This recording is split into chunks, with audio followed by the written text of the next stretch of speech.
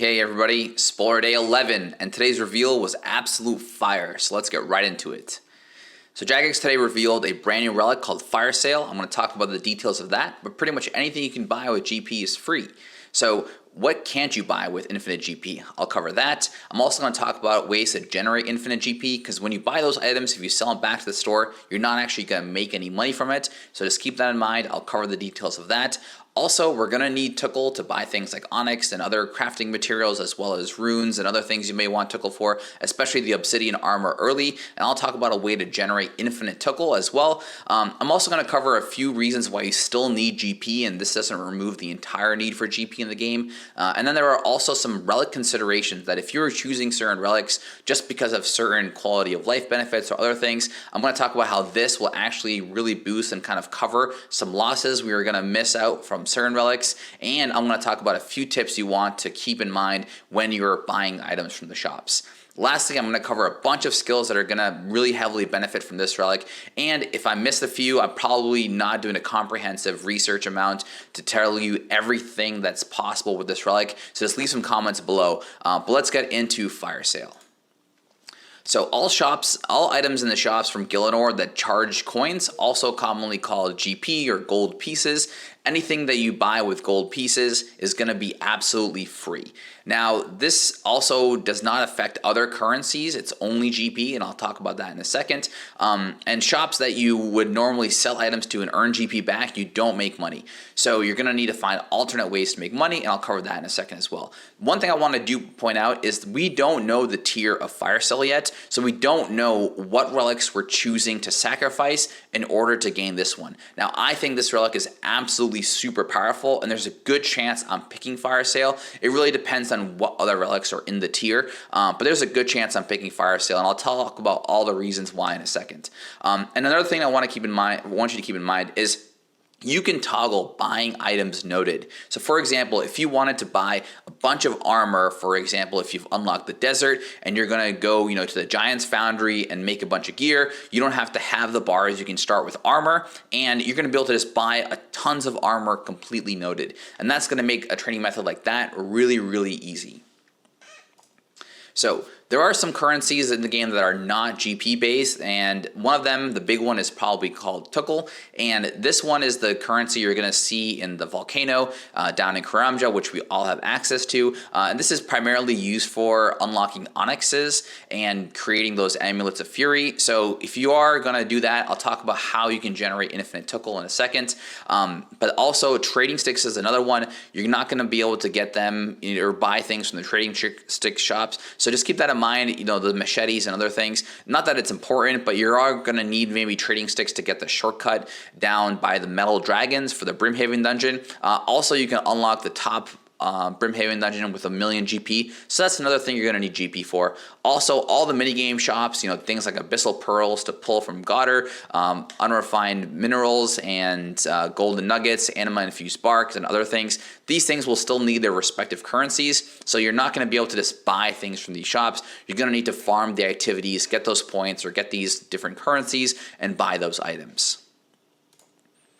Now, how do we get infinite GP? So early on, we don't have access to nature runes from a store. It depends on what region you're unlocking, but you can kill tree spirits using the Draman staff to go to the valley, and then you kill tree spirits, and then they drop nature runes. So that's a great way to get nature runes, and then we're going to alch the items that we buy from shops. Now, everyone will start with Dragon Slayer 1 unlocked, so we can go to Edgeville and buy the rune plate body. Once you buy the rune plate body, you can just buy a noted version of it and buy hundreds or thousands, and just run around, and as you're doing other content in the game, once you've collected a bunch of nature runes, you can just keep alching them. I probably will get a handful just to get going, and I'll explain what you're going to need the GP for in a second, but this is a great way to kind of collect a bunch of money. Later on, you're also going to be able to unlock a bunch of dragon items that alch for a good amount of money. My goal is to just stack up the highest alchable item I can and just have like 1,000 of them or something, as many as I can buy easily. And that way I can just keep a stack around to alch as I need, money for whatever activities I'm doing. Now, how are we going to generate infinite Tokkul? So this actually we're going to be able to do from day one, from the moment the league starts, because we all will have access to Aubrey in Varrock, who sells death runes. Now this, if you already are familiar and if you've bought an Onyx for your group Iron Man, for example, like we did in my group, you know that buying chaos runes and death runes and then selling them for Tokkul is the best way to make Tokkul. So pretty much you'll go into Aubrey, buy tons of runes, and then you'll go and sell them, at the Tazar Mer. Sorry if I butchered that name. And don't forget, if you also have Kramja gloves, you can benefit a little bit. This is not required by any means because you can have infinite runes. It'll just make it a little bit faster and shopscaping just a little bit less clicks, right? So just keep that in mind. This is unlocked from moment one. So you're going to be able to unlock all those obsidian gears, the weapons, I believe, the cape, things like that. And I'll cover that in a second. So what do you even need GP for? Well, construction is the big one, right? For buying planks, there's no details on whether buying planks will need GP or not. I'm still leaning towards that it will. Also, just buying rooms in your house and paying your butler, for example, if you're not going banker's note, you'll still probably want a butler to bring you planks as you're, doing construction training inside your house. Also, other big things like Miscellanea and Beasts from Nightmare Zone. And there's a bunch here listed, so I would just say pause the screen, read through them. One of the big ones is Death's Coffer. If you are going to be doing some difficult content, I know I'm still new and learning the game. I'm probably going to want to generate, a couple million GP just to dump in there, just in case. That way I don't have to worry about it and just quickly can retrieve my items. In addition to that, Brimhaven permanent access and bank spaces. I don't know how much bank space we'll actually need during the league, but it's just the thing to keep in mind. Also, for those of you unlocking the Trident of Seas, you're going to need to charge it, and the charges do take GP until you make it a Swamp Trident if you have access to Tiranwin and you can get the Zora item. Now, some tips and things to keep in mind. Number one thing, when you're buying runes, don't buy them from the packs because everything is free. Just buy the runes outright. And opening packs is just really slow. And this applies to anything you're buying with packs, right? Feathers, jugs, vials, whatever that is. Just buy them from the shop. You can do 50 at a time, I believe, and just spam click that. It's just going to be a lot faster for you to click. That said, you can do 10 clicks per tick. So if you can click that fast 10 times every 0.6 seconds, you can buy that amount, whatever the maximum is for that item, from the shop every 0.6 seconds, right? So that's really, really fast. If you have a foot pedal, for example, from the old school days, you might want to bring that back out and use that. It's going to be very helpful. But yeah, just keep that in mind. Don't buy the packs, just buy the items outright. It's going to be faster. Also, with the Tokkul early on, you're going to be able to buy the obsidian weapons and the shield and the cape, right? Those are some really powerful items, especially the shield has a good strength bonus, the cape has some good defensive bonuses, and until you replace that with some better capes, and once you unlock the fire cape, for example, you're going to be able to go and buy the obsidian armor as well. So it's just a great way to get some really early melee gear for whatever you need, and we all have access to this, and everyone's going to be able to do this if they pick this relic really fast, really early on.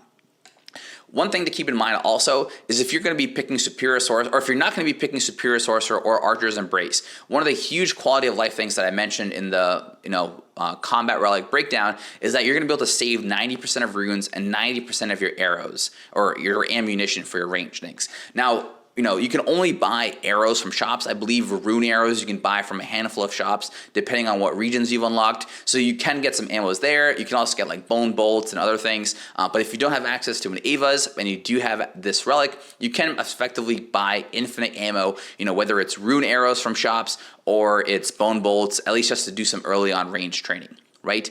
Also, the same thing applies to runes. Because we have access to infinite runes, I actually don't feel so bad about the 90% rune save. This is actually a huge quality of life thing because runes are generally expensive and you just go through so many. But because I have access to infinite runes with this relic, that's why I'm so heavily excited about the Fire Sale relic, is to pretty much have infinite runes. But because I have that, I'm not too worried about the quality of life that I'm losing with Superior Sorcerer.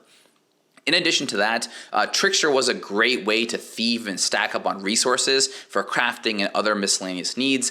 Now, you won't necessarily need that as much because you're going to be able to shopscape a ton of resources, right? I'm going to talk about the skilling impacts in a second, but those supplies that you were going to get from Trickster, whether it was gems from stealing from the volcano monsters, the Tsars, then you won't necessarily need them because you can just shopscape them.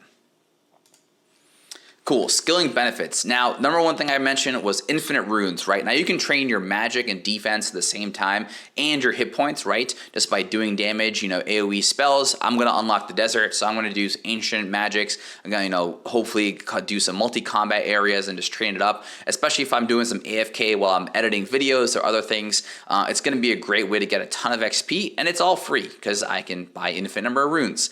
So that's gonna be awesome. Also, range, you can buy rune arrows at least. You can't buy the darts and some of the other things, but you will be able to buy materials to make those as well. So just keep that in mind. If you don't have either the mage or the range relic, you will be able to kind of stock up and get that 99 relatively quickly. Also, when it comes to the non-combat skills, fletching. When you're doing Slayer, you're going to eventually be able to unlock broad bolts and broad arrows. And you're going to, once you do that from your Slayer points, then we are getting boosted Slayer points. So it's going to be a pretty quick early unlock. Once you do have that, you can pretty much just buy and bank infinite arrows. And you can do that just while you're running around in the game, just making arrows and bolts and get your 99 fletching out of the way. Really easy, really simple, and free.